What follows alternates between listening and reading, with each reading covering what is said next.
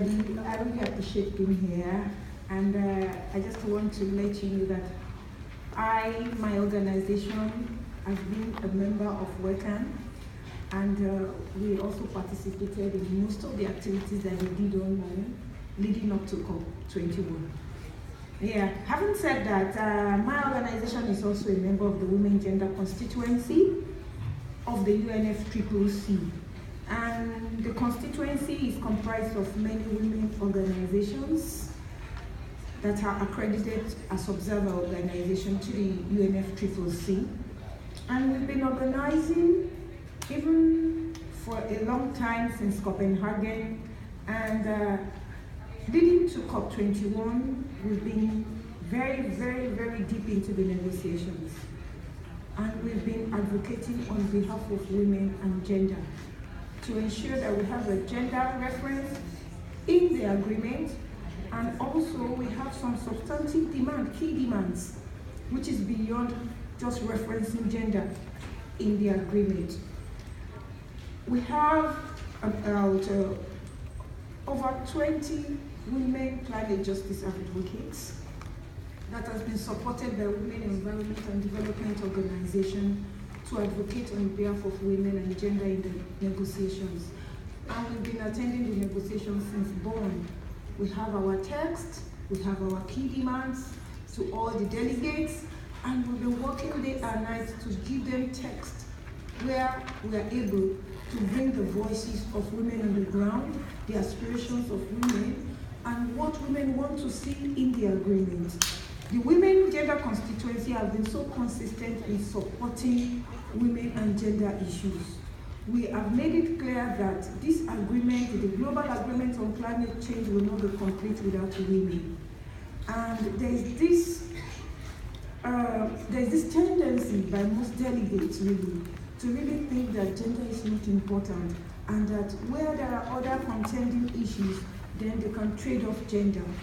But according to one of us, she said, you cannot trade off half of humanity. It is not possible, because if gender is not referenced and the aspiration of women is not included in this global agreement, and the aspiration of women on the front lines are not included in this agreement, then the whole half of humanity is excluded from the agreement. Then if that is the case, we were up to the task. We have our key demands, which I might just highlight for you. I don't know whether some of us have it, but before I leave here, I will give you a copy of our demands. Most of our demands, one of them is that government must commit to keep warming under 1.5 degrees Celsius to prevent catastrophic climate change in the line with the principles of the convention, namely equity and common but differentiated responsibility. This has been our stand, and this stand is compatible with the best available science. The agreements must ensure that all climate actions, both adaptation and mitigation, respect, protect, promote, and fulfill human rights, gender equality, the rights of indigenous peoples, intergenerational equity, a just transition, and decent work, food security, and ecosystem integrity and resilience. And we also ask for a gender-responsive financial mechanism within the UNFCCC. And again, we also agree that we want to include a stand-alone section on loss and damage, and include mechanisms to address both financial and non-monetized loss and damages. And finally, participation in decision-making under the new agreement should be inclusive and transparent, ensuring all barriers to movement and travel of developing country participants are alleviated, and the civil society has access to decision-making spaces. These are our demands. Yes, we have catalyzed these demands, but how do we operationalize it? And that's why we have over 25 women spokespersons, and we have about 16 women climate justice advocates who are deep in the negotiations, who hold meetings day and night, also hold inter-constituency meetings with all other constituencies to ensure that we have a unified voice and ensure that women's voices are reflected in the global agreement.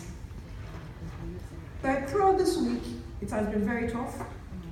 Retaining the gender language in the negotiations. We've had 1 week of negotiations.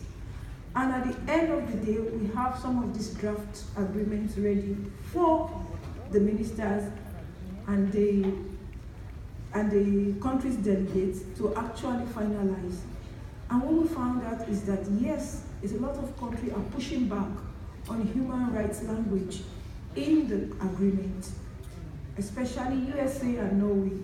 So we've been trying to get in touch with country delegates, trying to persuade them, trying to pressure them inside and outside of the UNFCC, because we also understand that the power of the people is also very, very important. We have realized that government delegates, leaders in our countries, they don't have the absolute right to determine our future and make decisions for us. But we also know that the power of the people, at the end of the day, always prevail over sectional and parochial interest. And that is why, as much as we work with delegates, we also are outside with the social movement to also continue to pressure government to ensure that this agreement is about our shared humanity. It is about the people. It is about the planet. It is not only about women. It is an agreement that which all of us look up to give us a future, a safe, clean, and sustainable future. We don't want a polluted future. We don't want a future that has already been used up before our children come to life. And we as women, we are the one that procreates. We are the one that bring forth to life. And this is why we need to stand strong for the people and planet. And that is why I am here. I come all the way from Nigeria in Africa. And I said, I cannot sit down at home and allow this to go and allow these leaders gamble with our future. If I have to talk to my children, the ones yet unborn, I would be happy and grateful to tell them that when it was time to act, I was there. I stood for their future. And I'm proud to say I'm a warrior on this line. And I'm ready to fight to the end. We will not give up on our beautiful ones. Thank you.